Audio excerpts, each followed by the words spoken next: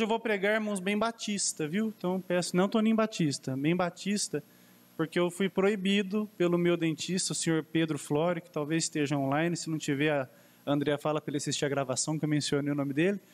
Ele causou um agravo nos meus dentes aqui, né?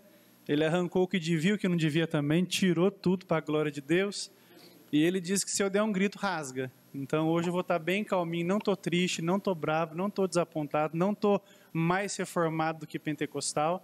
É que hoje eu não posso fazer muito barulho, não posso gesticular bastante, porque senão ela vai me entregar para ele. Amém, meus irmãos?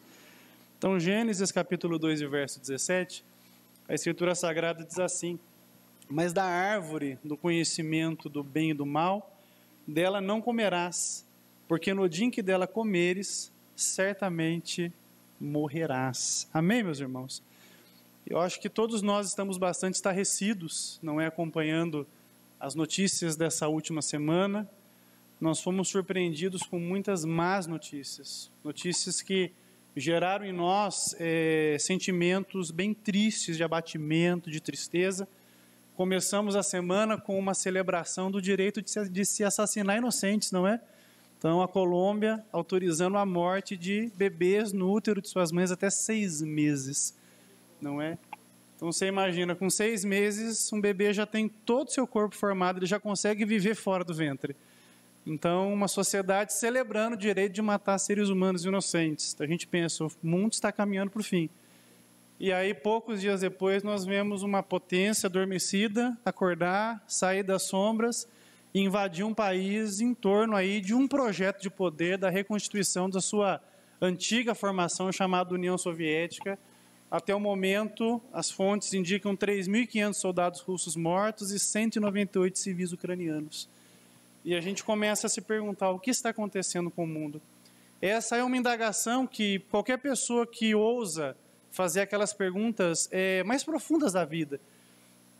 E essas perguntas fazem com que a gente reflita o que tem acontecido com a sociedade. Todos nós aqui paramos em algum momento e perguntamos por que o mundo é tão desigual? Por que existe tanta pobreza? Por que existe tanta desigualdade?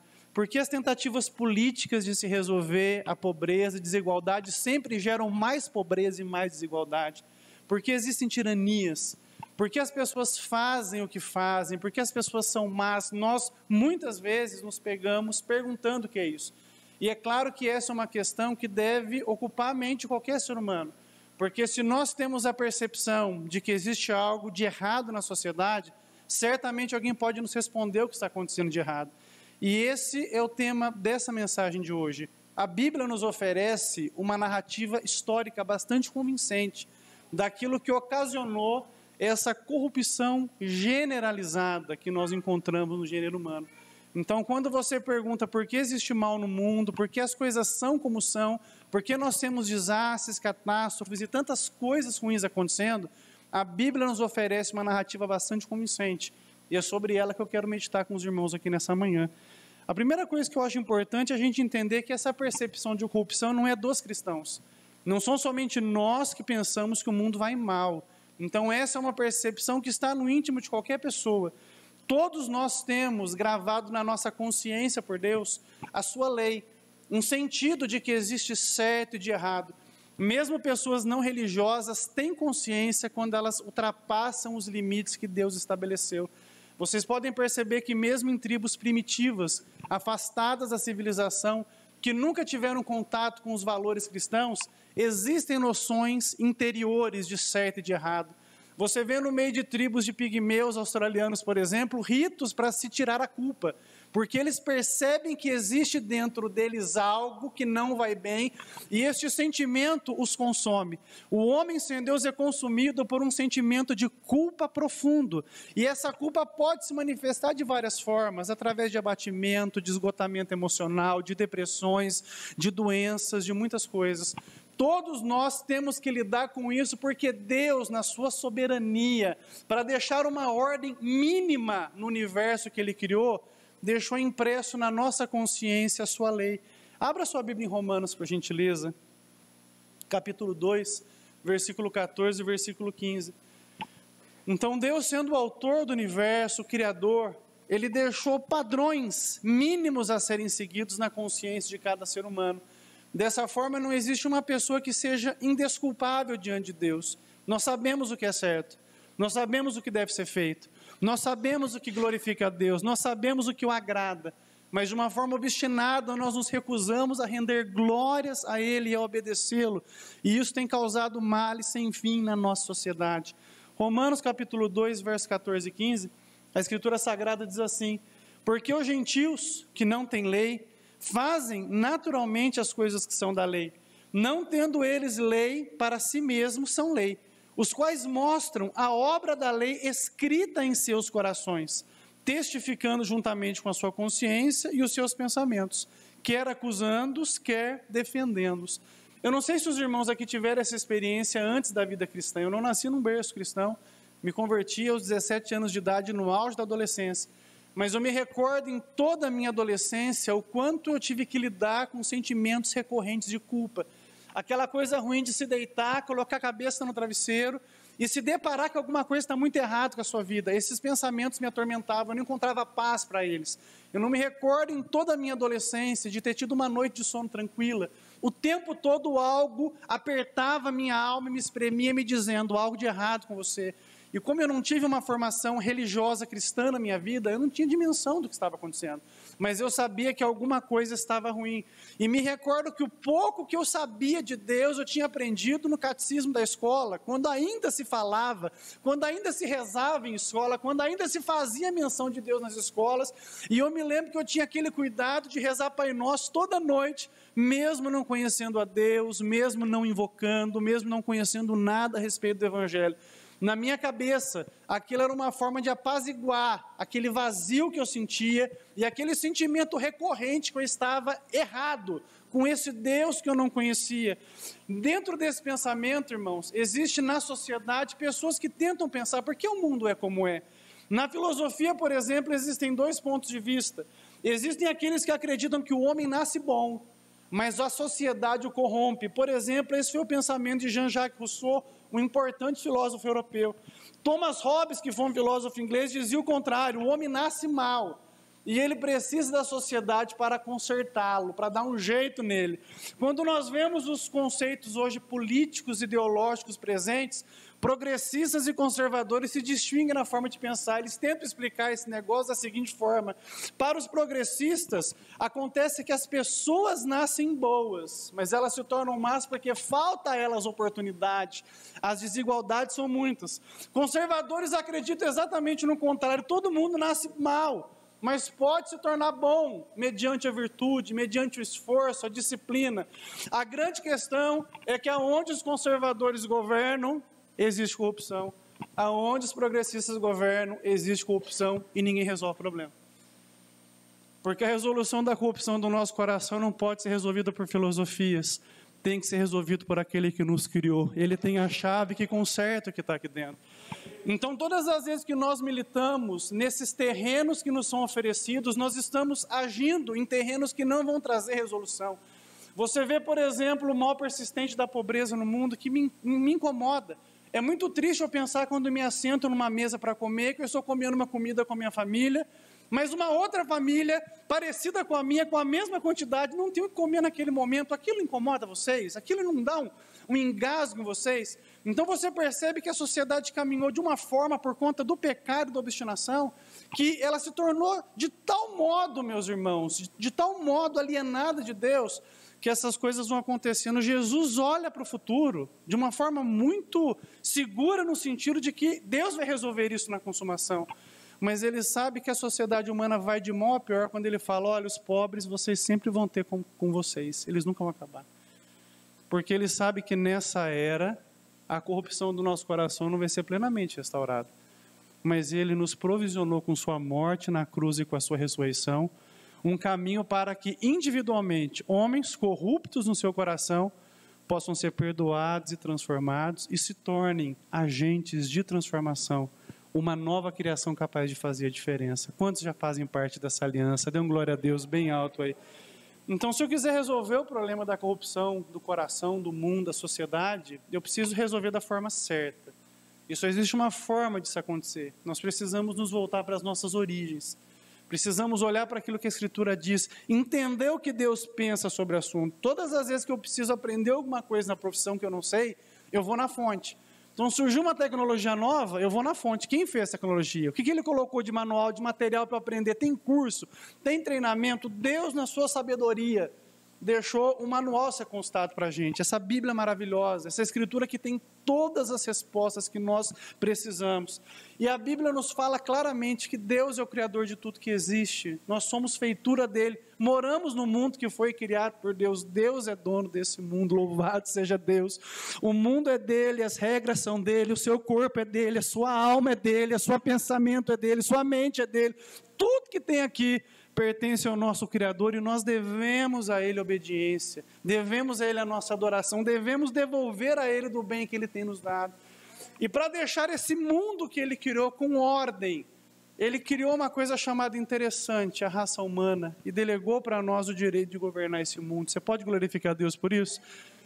E para que os homens tivessem um mínimo de ordem para viverem, Deus firmou conosco uma aliança chamada Aliança das Obras. Essa aliança foi firmada com o pai da nossa raça, Adão, aquele personagem que já foi retratado diversas vezes na arte, comendo maçã, brigando com cobra, abraçado com a sua esposa. Deus firmou com Adão algo chamado Aliança das Obras, que nada mais é do que a promessa que Deus faz para Adão, de que o abençoaria se ele obedecesse às suas instruções, mas que ele o amaldiçoaria se ele desobedecesse. Nós vemos as promessas feitas a Adão na Aliança das Obras em Gênesis capítulo 1. Abra sua Bíblia no versículo 28 até o 30. Então, se Adão obedecesse a Deus, colocasse o seu coração, aplicasse o seu coração em obedecê-lo, Deus deixou promessas preciosas para ele, mas da mesma forma, Deus deixou uma importante palavra: se você me desobedecer, Adão, você vai morrer, a morte vai alcançar o seu coração. A aliança das obras é uma percepção tipicamente reformada do pacto que Deus faz com os homens, é uma característica da fé reformada. Quando a gente fala de fé reformada, a primeira coisa que as pessoas pensam é a doutrina da graça, eleição, depravação, mas o que diferencia a teologia reformada das outras é o entendimento federativo das alianças. Existem apenas duas que Deus fez: a aliança das obras e a aliança da graça. Todas aquelas que se desdobram no Antigo Testamento são desdobramentos da aliança da graça que vão culminar na morte de Cristo na cruz do Calvário. Mas basicamente a Escritura nos apresenta duas alianças feitas de Deus com os homens. Essa aqui é a aliança das obras e a aliança da graça que é feita com Cristo.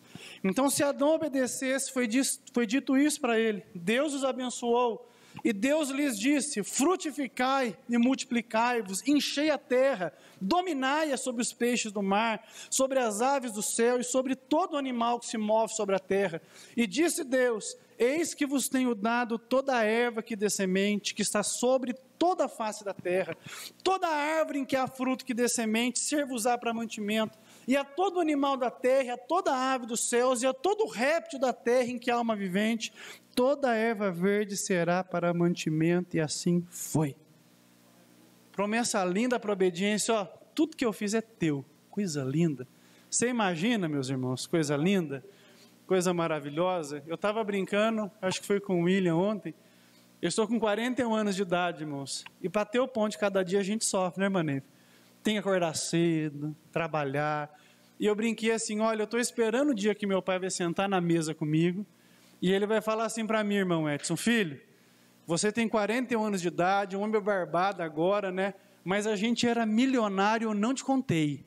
Eu queria ver se você ia ser esforçado, eu queria ver se você ia ser um camarada honesto, mas agora eu vi que você fez a coisa certa, está aqui sua parte na fortuna. Oh, irmãos, eu ia ser o cara mais feliz do mundo, não é? Foi isso que Deus falou para Adão: Adão, está vendo tudo que eu fiz aqui? Tudo, irmão, só tinha ele nesse momento, tudo é teu. Dá para ficar, irmãos, chateado com um negócio desse? Você imagina, Cris, se só tem você e o William no mundo, imagina Adão e Eva.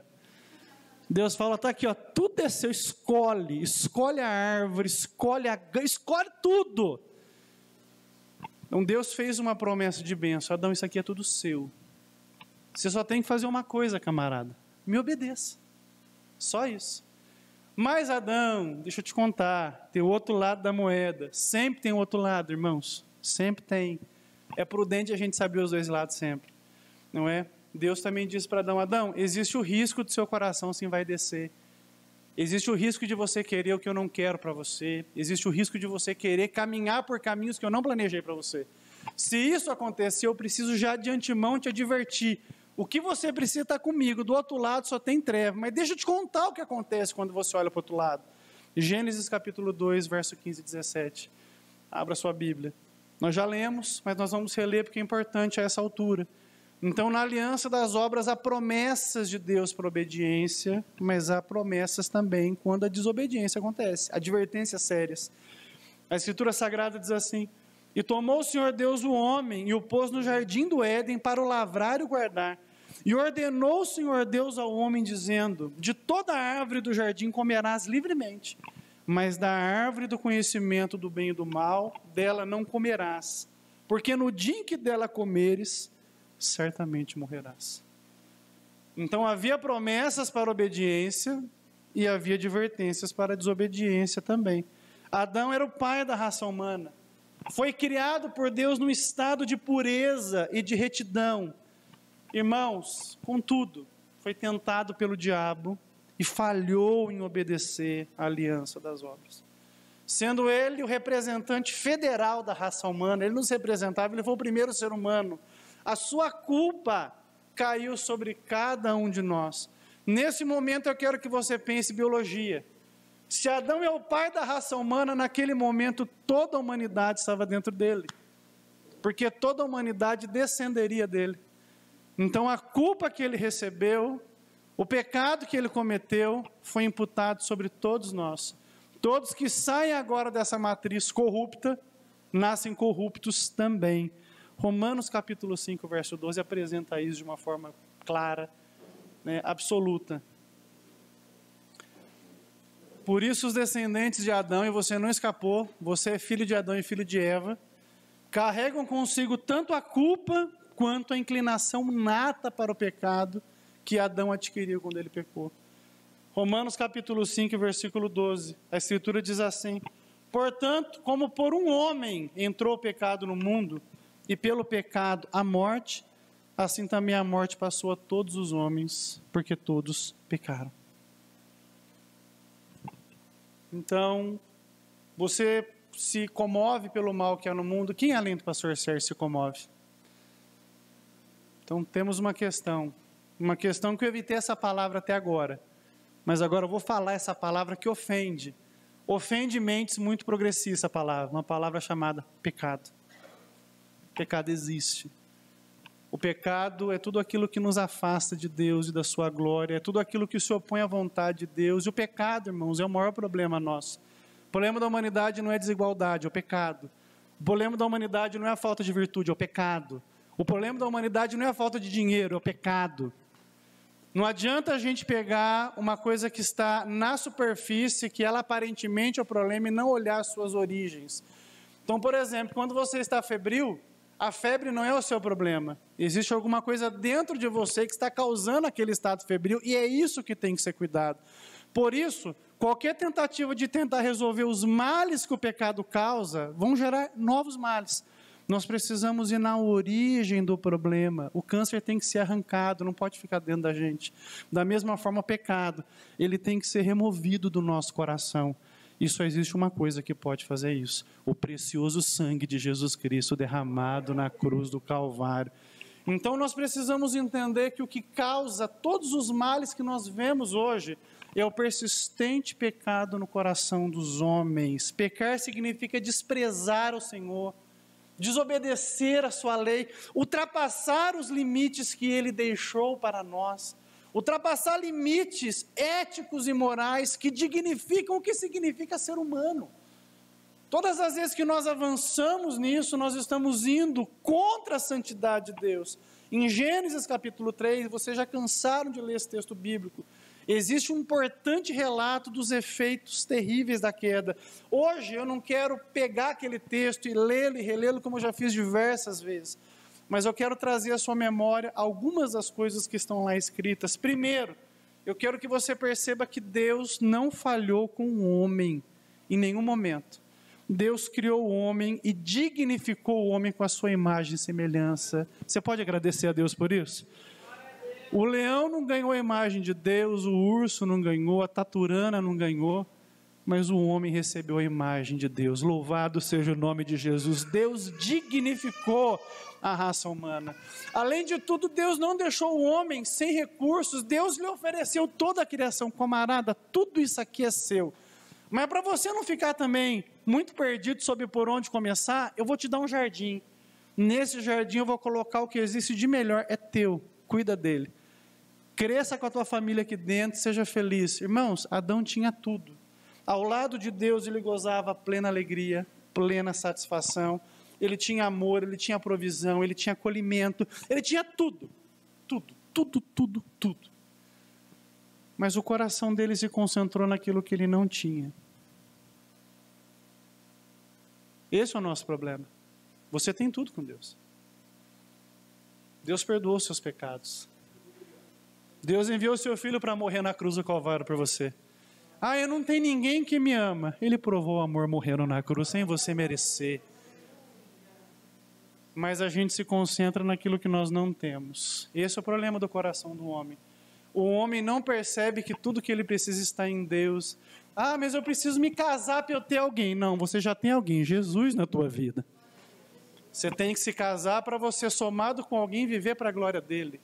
Então os problemas nossos não são resolvidos com coisas, são resolvidos com Deus. Ele resolve tudo. Eu não consigo descobrir a minha identidade. A sua identidade é ser uma nova criação em Cristo Jesus. Um homem ou uma mulher que adora o nome dele. Está tudo aqui, irmãos. Está tudo bem explicado. Só confunde a cabeça quem insiste em negar que a Bíblia é a palavra de Deus. Quem prefere a corrupção e a sujeira desse mundo. A vontade revelada de um Deus que não erra, não falha, não faz confusão. Deus não faz confusão, irmãos. Deus é claro, glorifica o nome dele. Deus é verdadeiro. Mas Adão se concentrou naquilo que ele não tinha. Naquilo que na cabeça dele lhe faltava. Quando Deus diz para a gente que alguma coisa é ruim, é porque é ruim mesmo. Quando Deus diz não para a gente, Ele está fazendo uma demonstração de amor por nós. O não de Deus é proteção, o não de Deus é segurança. Mas Eva não percebeu isso. Ela sucumbiu à tentação, ela presenciou algo que foi tocante para o coração dela. Pode ser que Deus esteja me enganando e me privando de algo que seja bom. Em Gênesis capítulo 3 e verso 6, nós vemos que ela cedeu àquele estímulo maligno e ela desejou aquilo que Deus não tinha para ela. Abra sua Bíblia por gentileza. Gênesis capítulo 3 e verso 6. Todos os irmãos encontraram? A Escritura Sagrada diz assim: e viu a mulher que aquela árvore era boa para se comer e agradável aos olhos, e árvore desejável para dar entendimento, e tomou do seu fruto e comeu, e deu também a seu marido, e ele comeu com ela. Você percebeu aqui? Eva viu que a árvore era boa, mas ela se esqueceu que Deus tinha sido bom com ela até aquele momento. O pecado é bom, mas Deus é melhor. Amém? Se pecado fosse ruim, ninguém pecava. Pecado é bom, mas Deus é muito melhor. O pecado está levando a sua alma para o inferno. O pecado está te afastando de Deus. O pecado está colocando você numa rota de colisão com tudo de bom que Deus planejou com você. E você está afundando. Um abismo chama outro abismo. Começa com olhar, começa com galanteio, termina com um casamento rompido. Começa com um gole, depois vira uma outra experiência, depois você é um alcoólatra que está aí perdido e fazendo tantas coisas erradas. Começa com um trago, depois está fumando um maço, cigarro 2, vê um câncer, mata você. O pecado só existe para acabar conosco. E corações que não têm Cristo não têm força para exercerem liberdade, moderação, eles vão se afundando, afundando, afundando, afundando, até que não reste mais nada. Mais nada. O pecado está afastando você de tudo de bom.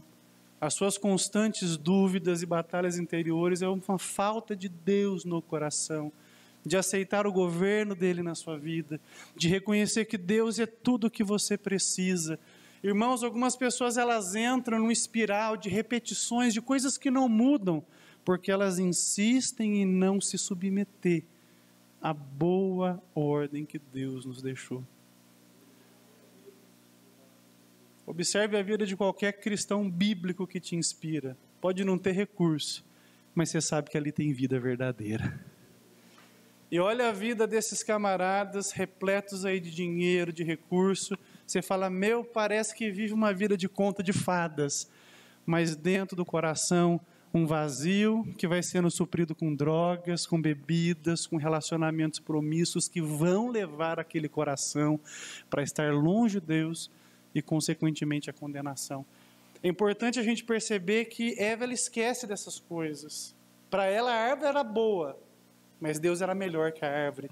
Para ela, a árvore era agradável, mas Deus totalmente desejável. E ela se esqueceu disso. Para ela, a árvore podia dar entendimento, mas Deus já lhe dava vida eterna, ela não precisava de mais nada. O que tem feito você tirar os olhos de Cristo nessa manhã? O que tem afastado a sua mente da boa vontade de Deus para a sua vida? E nesse ponto é bom a gente falar algo, porque como muitos de nós são oriundos do pentecostalismo, nós nos acostumamos por anos a ver pecados em comportamentos. E não ver pecado na sua fonte. Então, vimos pecado na irmã que usava calça jeans ao invés de uma saia, vimos pecado no irmão que jogava bola ao invés de estar numa consagração. A gente se acostumou a ver pecado em comportamentos, mas pecado é tudo aquilo que eu coloco na frente de Deus. Deus exige lealdade perfeita, entenda isso. Deus exige lealdade. Então, se para você a sua ideologia política tem mais valor que a Bíblia, você está em pecado contra Deus e tem que se arrepender disso. Se para você é mais importante estar na Netflix até de madrugada, a tirar um momento para ler sua Bíblia e orar a Deus, Netflix virou seu Deus, você está pecando contra Ele. Qualquer coisa que divide a lealdade do seu coração é pecado.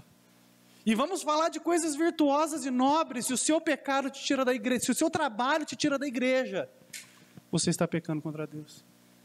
Se o dinheiro é mais importante para você que Deus, você está pecando. Então nós precisamos na graça encontrar equilíbrio, irmãos, porque muitos de nós estamos mergulhados em pecados de coisas que a sociedade aceita, mas que Deus reprova. É triste isso, irmãos, é triste. Nós vemos no convívio nosso o quanto que as pessoas brincam com essas coisas, né? Nós estamos aqui agora adorando a Deus, cultuando, Deus nos deu essa oportunidade. Alguns dos nossos irmãos estão nesse momento doentes em casa, pedindo a misericórdia de Deus. Nós temos irmãos nossos trabalhando hoje, mas nós sabemos que tem pessoas que não estão aqui porque não querem estar.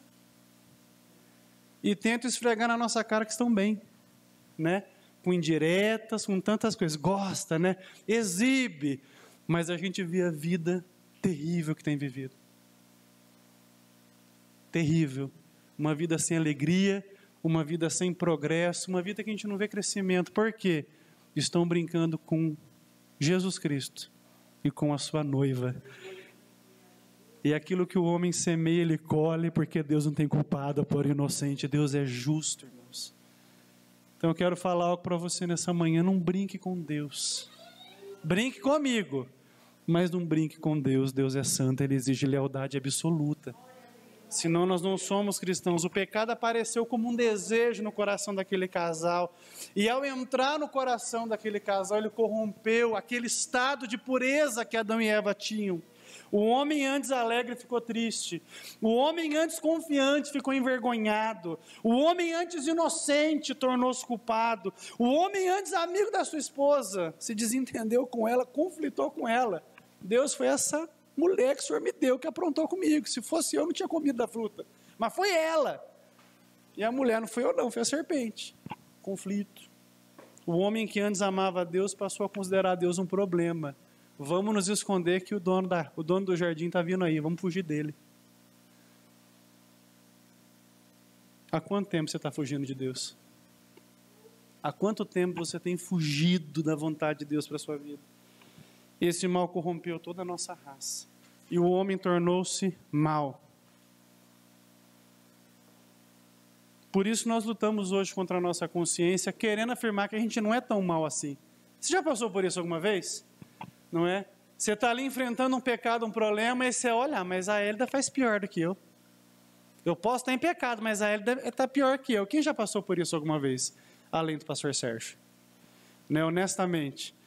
Então, nós passamos a usar essas escusas para não admitirmos o mal que há no nosso coração. Mas para o Senhor Jesus Cristo, você é mal. Abra sua Bíblia em Mateus capítulo 7, verso 11. Então, enquanto lutamos contra a nossa consciência, querendo julgar que nós não somos tão maus assim, não é possível. Jesus afirmou que o homem é mau em essência. Enquanto você não admite isso, a salvação não vai fazer sentido para você. Mateus capítulo 7, verso 11, a Escritura diz assim, Jesus dizendo, se vocês, sendo maus, sabem dar boas coisas aos vossos filhos, quanto mais o vosso Pai que está nos céus dará bens aos que lhe pedirem. Aleluia. Então Jesus, ele já vai, eu gosto de Jesus, irmão, porque ele é objetivo, ele já vai na lata, vocês são maus. Ah, mas eu não sou tão mal assim. Para Jesus você é. E se você não se arrepender disso, você vai ter o destino que o próprio Jesus disse qual será. Aquele lugar onde o fogo não apaga e o bicho não morre. É simples assim. É binário. Ou você se arrepende, ou você vai caminhar a passos largos para aquilo que Deus determinou. Para aqueles que não se sujeitam à vontade dele. E isso não é maldade de Deus. Deus está fazendo um bem no universo, porque ele está extirpando o mal desse universo, porque ele vai ser restaurado para vivermos com ele. Então nós precisamos aceitar, há mal no nosso coração. Essa corrupção aparece na nossa vida das formas mais inúmeras possíveis, de todos os meios, de todas as formas, e nós precisamos da graça de Cristo para curar esse mal do nosso coração. Os apóstolos também afirmaram a mesma coisa. Quando os apóstolos passaram a pregar, eles não amaciaram essa mensagem. Atos capítulo 2, verso 40, abra sua Bíblia. Eles ainda perceberam, essencialmente como Jesus, que o nosso coração é mau, obstinado, desobediente. Atos capítulo 2, verso 40, a Escritura Sagrada diz assim, e com muitas outras palavras, isto testificava e os exortava dizendo, salvem-se dessa geração perversa. A gente olha para a sociedade hoje e aplaude. Olha que lindo, né? Os apóstolos olhavam para a sociedade que não obedecia a Deus e falavam, perversos. São perversos. Não obedecem a Deus, não o honram, são perversos. E o salário do pecado é a morte. Ezequiel capítulo 18, verso 4. Abra sua Bíblia, por gentileza. Aleluia. Ezequiel capítulo 18, verso 4. Todos os irmãos encontraram? A Escritura Sagrada diz assim, pois todos me pertencem, tanto pais como filhos. Aquele que pecar, esse morrerá. Irmãos, nós não podemos ignorar os males que o pecado tem feito no mundo. Não podemos ignorar os males que o pecado tem feito na nossa sociedade. Mas, mais importante do que isso, nós não podemos ignorar os males que o pecado tem feito em nosso próprio coração. Louvado seja Deus. Não podemos ignorar isso. É necessário que a gente reconheça pelo poder do Espírito Santo nos iluminando que existe algo de errado conosco. E ao mesmo tempo, pelo mesmo Espírito, entendermos que Deus já nos provisionou um caminho de salvação. O que eu gosto em Deus é que Deus sempre dá um jeito, aleluia. O que eu acho lindo em Deus é que Ele sempre dá um jeito. Nós ficamos às vezes surpreendidos com os milagres que são relatados no Novo Testamento, que são maravilhosos, mas não existe maior milagre do que um coração corrupto ser transformado num coração santo que agrada a Deus. E essa obra poderosa foi conquistada pelo Senhor Jesus ao morrer por nós na cruz do Calvário. Então hoje, talvez ouvindo essas palavras, sua consciência já sendo despertada. Tem alguma coisa errada comigo. Tem algo errado com o meu coração. Talvez hoje você caiu em si que o problema não é o que está fora, é o que está dentro. Nós somos uma geração que queremos consertar o mundo, mas não conseguimos nem arrumar o nosso próprio quarto. Mas hoje nós precisamos entender que o mundo vai ser consertado quando o nosso coração estiver bem primeiro. Tem que acontecer um milagre aqui dentro primeiro. Não adianta eu querer resolver o problema dos outros se o meu coração não foi corrigido ainda pelo Senhor Jesus Cristo. Então Deus, que tem uma solução, provisionou uma resposta à queda do homem. O homem caiu em Adão, toda a nossa raça corrompeu-se, mas Deus então nos apresentou uma nova aliança, uma aliança graciosa que Ele firma com aqueles que Ele escolheu para a salvação, com os seus eleitos. Abra sua Bíblia em Gênesis capítulo 3, verso 15. Eu acho muito interessante que Deus já estava com a carta na manga. Deus sabia que Adão sucumbiria, mas Ele já tinha provisionado um caminho de salvação. Deus não improvisa. Deus tem um plano. Glorifica o nome do Senhor Jesus. Deus não está brincando com você, Deus tem um plano. Deus não está fazendo joguinho com você, Deus tem um plano. Deus não está testando se você é fiel ou não, Ele tem um plano. Deus não está brincando de abrir e fechar a porta, Ele tem um plano. Deus permanece no controle de todas as coisas. Tem gente que pensa que Deus está improvisando. Ele fez errado, eu vou fazer isso, ele fez certo. Não, irmãos, Deus tem um plano.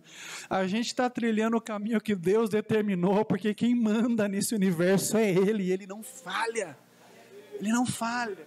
Você pode descansar sua alma nisso, de uma forma extraordinária. Gênesis 3:15, a Escritura diz assim: eu farei inimizade entre você e a mulher, e entre a sua descendência e o descendente dela.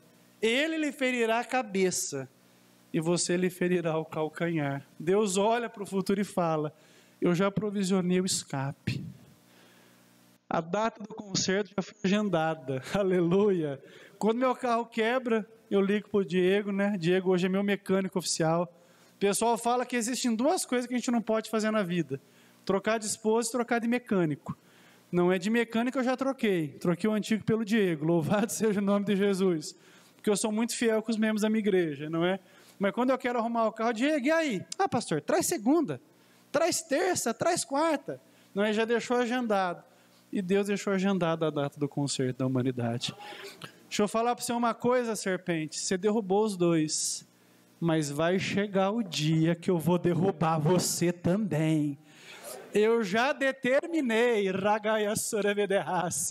já determinei que dessa mulher que você derrubou vai nascer aquele que vai esmagar a tua cabeça, que vai te vencer, que vai te derrubar. E a Bíblia fala que Cristo, em Gálatas 4:4, na plenitude dos tempos, nascido de mulher, nascido sobre a lei, Ele veio para resgatar aqueles que estavam debaixo da lei, no tempo determinado. Cristo obedeceu à lei perfeitamente. E Ele se ofereceu como sacrifício legítimo e definitivo pelo pecado. Como filho de Davi, Cristo reina sobre todos nós hoje. Louvado seja Deus, na condição de herdeiro de todas as bênçãos de perdão, de paz e de promessas de comunhão com Deus. Aleluia! Nessa nova criação que é a igreja.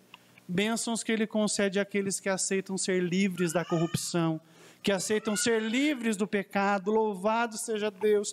Cristo não apenas se entregou pelos seus eleitos, mas Ele também enviou o seu Espírito Santo para nos selar como propriedade dEle. Abra sua Bíblia, por gentileza, em Hebreus, capítulo 9, do verso 14 até o verso 15. Então, nessa obra perfeita do Senhor, que nos livra da corrupção, Deus determinou que a morte e a ressurreição de Jesus Cristo são os meios revelados pelos quais o homem pode receber o perdão dos seus pecados e receber a dádiva da vida eterna. Hebreus capítulo 9, do verso 14 ao verso 15. Todos os irmãos encontraram? A Escritura diz assim: imaginem como o sangue de Cristo purificará nossa consciência das obras mortas, para que adoremos o Deus vivo. Pois pelo poder do Espírito eterno, Cristo ofereceu a si mesmo como sacrifício perfeito. Por isso, ele é o mediador da nova aliança, para que todos que são chamados recebam a herança que foi prometida, porque Cristo morreu para libertá-los do castigo dos pecados que haviam cometido sobre a primeira aliança. Na morte do Senhor Jesus Cristo, os pecados que foram cometidos pela desobediência à aliança das obras são agora perdoados. Então agora você troca de cabeça. A igreja tem uma cabeça diferente. O cabeça do mundo de pecado é Adão, mas o cabeça da igreja é Jesus Cristo. Assim como em Adão todos caíram na corrupção, em Cristo todos são erguidos como uma nova criação triunfante e vitoriosa. Assim como em Adão todos morrem, em Cristo todos recebem vida e vida com abundância. Aleluia!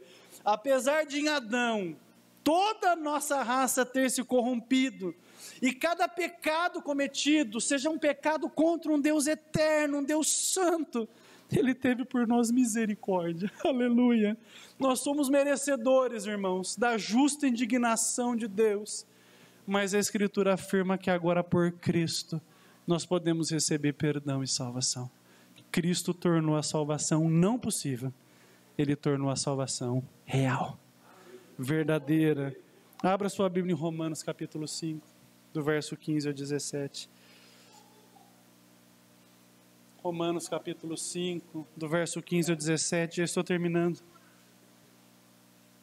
Louvado seja o nome de Jesus. Louvado seja Deus. Todos acharam? A Escritura diz assim: mas há uma grande diferença entre o pecado de Adão e a dádiva de Deus. Aleluia. Pois o pecado de um único homem trouxe morte para muitos. Ainda maior, porém, é a graça de Deus e a sua dádiva, que veio sobre muitos, por meio de um único homem, Jesus Cristo. E o resultado da dádiva de Deus é bem diferente do resultado do pecado de um único homem. Pois enquanto o pecado de Adão levou à condenação, a dádiva de Deus nos possibilita ser declarados justos diante dele, apesar de nossos muitos pecados. A morte reinou sobre muitos por meio do pecado de um único homem. Ainda maior, porém, é a graça de Deus e sua dádiva de justiça, e todos que a recebem reinarão em vida, por meio de um único homem, Jesus Cristo. Deus te chama nessa manhã a trocar de cabeça. Sai de Adão e vem para Cristo. Louvado seja o nome de Jesus. Deixa a corrupção e engano do pecado e se aproprie da graça que lhe é oferecida pelo Senhor Jesus. E faça parte daquele povo que Deus tem levantado.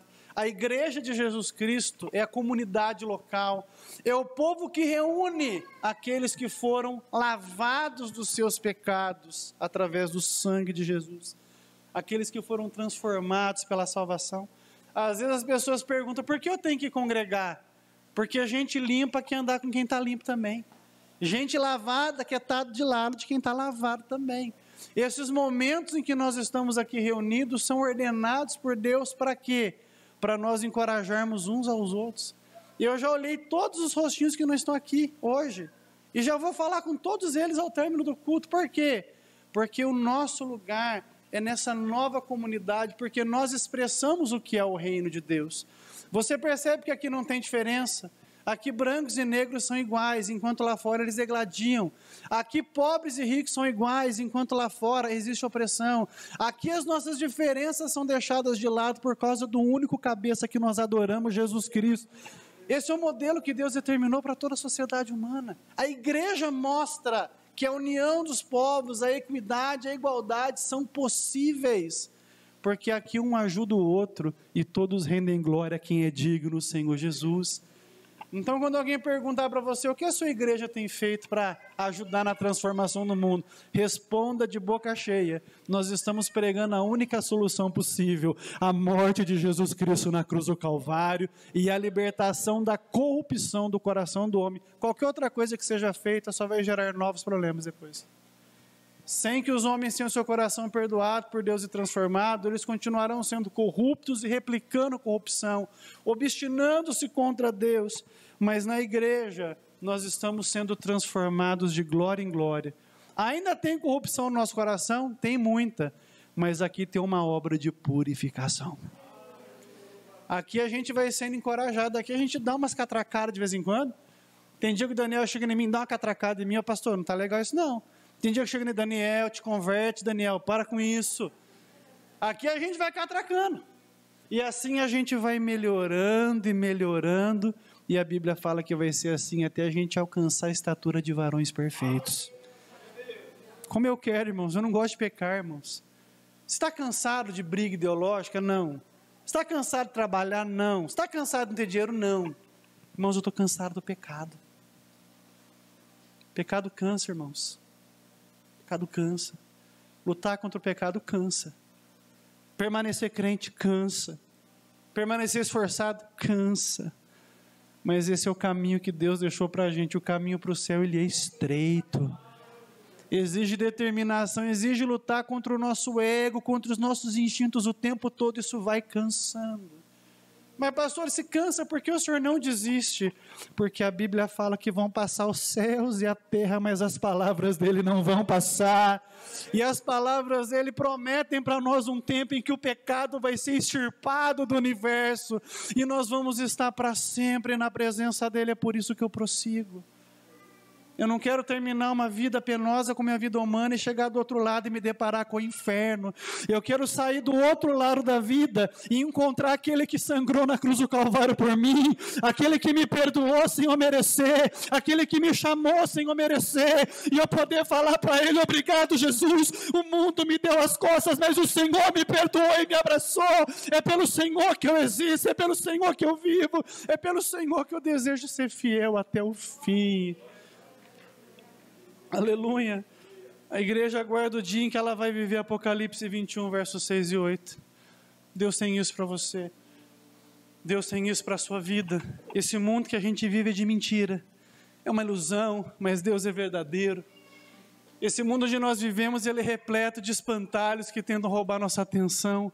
Mas existe um Cristo verdadeiro que te chama a se arrepender dos seus pecados nessa manhã e crer nele de todo o seu coração. O mundo tem te levado por caminhos que você nunca imaginou chegar, mas Cristo tem vida para você, vida verdadeira, vida abundante. Apocalipse 21, versos 6 e 8. A Escritura Sagrada disse assim, a gente vai viver isso aqui, ó. Disse-me ainda, está feito.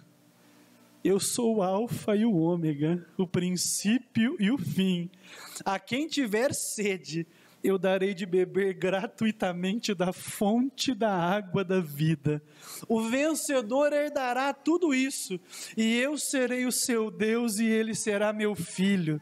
Mas os covardes, os incrédulos, os depravados, os assassinos, os que cometem imoralidade sexual, os que praticam feitiçaria, os idólatras, os mentirosos, o lugar deles será no lago de fogo que arde em enxofre. Esta é a segunda morte.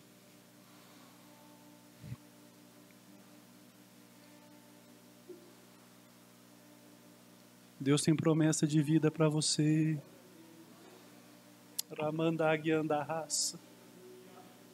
Promessas de vida. Ele está na casa. Ragandavasto, comederia lavadahassai. O pecado tem arrastado você, tem puxado você como num laço. Você olha para a sua vida 5 anos atrás e você fala: aonde que aquela alegria se perdeu? Aonde que aquele vigor foi perdido? Aonde que aquele desejo foi perdido? E você não sabe para onde correr. Mas o Senhor te chama nessa manhã. O Senhor te oportuniza a salvação nessa manhã. Você pode ser livre da corrupção do seu coração. Para que beber da lama desse mundo, se você pode beber das fontes da água da vida? Para que se embriagar nas loucuras que esse mundo oferece, se você pode ser cheio do Espírito Santo e experimentar verdadeira alegria? Para que caminhar no engano do pecado, se a vida santa e justa que Cristo nos oportuniza nos dá benefícios muito maiores e muitos melhores. De que adianta uma vida de prazer na terra, concluindo com uma vida de condenação no inferno, se você pode viver prazer na presença de Deus e depois herdar com Ele todas as coisas? É loucura ficar nessa vida. É loucura manter-se obstinado contra aquele que deu a sua vida na cruz para te salvar. Você precisa nessa manhã entender que Ele chama você. Pastor, as suas palavras estão me trazendo muita esperança, eu estou preocupado, mas são justamente essas palavras que eu tenho que falar para você. Eu tenho que ser resoluto em falar para você que o pecado vai te levar para a condenação, para o inferno. Não adianta eu falar para você que você vai ter 5 vezes mais, que você vai ser abençoado, que Deus vai te colocar como cabeça e não por cauda, e depois você terminar no inferno e me falar de lá: o Senhor não me avisou, o Senhor não me alertou. Estou te alertando da verdade. O pecado é mau, o pecado condena, o diabo quer destruir você, mas Cristo Jesus venceu a morte e ressuscitou para te dar vida e vida com abundância. E você precisa recebê-lo como Senhor e Salvador. Deus de antemão nos escolheu, mas nós recebemos a Ele. E você precisa falar nessa manhã: eu quero Cristo. Eu quero Ele no meu coração. Eu preciso dEle na minha vida. Esse reconhecimento demonstra que o Espírito Santo capturou você. E quando Ele nos pega, e quando Ele nos abraça, tudo se faz novo, novo, novo, novo. E Ele quer fazer isso conosco. Eu espero viver num mundo transformado. Quantos querem viver num mundo de paz aqui? Lindo, transformado, mas não vai ser nessa ordem atual, vai ser na nova, quando Cristo voltar para reinar. Até lá, nós vamos aceitando o caminho do crucificado, o caminho da cruz, e vamos deixando que a corrupção venha sendo tirada do nosso coração pela obra sublime, serena do Espírito agindo aqui dentro, até o dia em que Ele aparecerá nos céus, para buscar aquilo que é dEle, e para instaurar novos céus e nova terra, onde habita a justiça. Essa é a esperança da igreja do Novo Testamento. A futura ressurreição, a transformação dos nossos corpos, novos céus e nova terra, onde habita a justiça. E entrarão lá aqueles que foram lavados no sangue de Jesus. Fique de pé nessa manhã.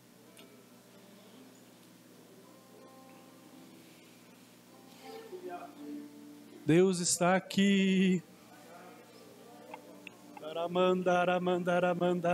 Este comandaguiandarrasto. Laramadarassai remananaste covedesse. E o Senhor chama você. Nós não temos o hábito de fazer apelo na EPR, porque não acreditamos que Jesus seja um produto a ser oferecido. Mas em algumas manhãs eu chamo pessoas à frente. E eu quero oportunizar para que você receba esse Cristo no seu coração. Eu quero oportunizar para que você dê um passo de fé e você volte aos braços dele nessa manhã. Você precisa fazer isso. É necessário para aquilo que Deus tem na sua vida que você fale: eu quero. Senhor, eu estou de volta. Senhor, eu quero estar na sua presença. Senhor, eu quero te servir. Senhor, eu quero dar as costas para tudo que eu fiz, para tudo de errado que está acontecendo. Eu quero uma chance, Senhor. Deus está chamando você nessa manhã. Se você deseja recebê-lo, vem à frente. Eu quero orar por você. Esse é o seu momento, essa é a sua oportunidade. Deus está te chamando para receber uma nova vida.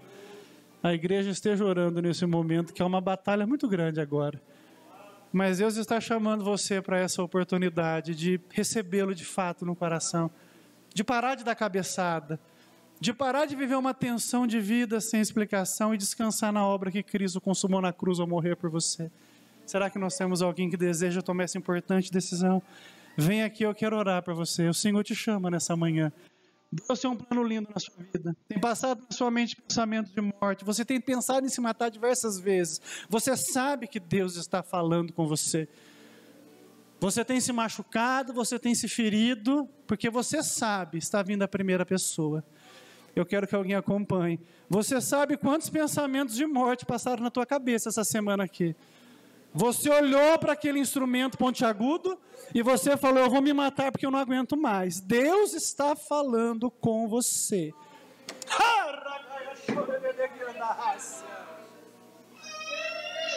Mas hoje, esse laço de morte foi quebrado pelo poder do Espírito Santo. Naragaia sorevedeguianda rácia, da mandabionderraço, porque Deus te ama. Deus te ama. Deus está tendo misericórdia da sua vida. Vem à frente. Vem à frente. A graça de Deus, ela é abundante sobre a sua vida. A Bíblia fala que sobre homens corruptos transborda a graça de Deus. Aonde abundou o pecado, superabundou graça. E essa graça está disponível para você nessa manhã. Será que nós temos mais alguém? Aproveita. Esse é o momento que Deus tem chamado você. E eu creio que essa obra de Deus no seu coração é eficaz, porque eu creio no poder do Evangelho. Nós vamos orar. Quero convidar que venha fazer essa oração. O nosso irmão Diego, vem orar, irmão Diego, em nome de Jesus. E a igreja de Cristo esteja em oração. Acolha essa irmã. Essa irmã está aqui na frente porque ela sabe que precisa de Deus. E quem precisa de Deus precisa da igreja também. Acolham para a glória do nome de Jesus. Oremos, irmãos. Deus amado, bendito e eterno Pai, mais uma vez, Senhor, estamos em Tua presença, Pai querido, Deus amado. Senhor querido, Senhor que conhece as nossas vidas, conhece a vida de cada um, ó Pai, que aqui está. Senhor querido, ajuda, Pai querido, essa irmã, ajuda, Pai querido, a cada um que aqui está também, ó Pai. Ó Senhor querido, Deus, neste momento aqui estamos, ó Pai, repreendemos todo o mal, ó Pai, tudo aquilo, Senhor querido, que não provém de Ti, na vida de pessoas aqui, ó Senhor querido. Deus, nós cremos, ó Pai querido, no poder da Tua palavra.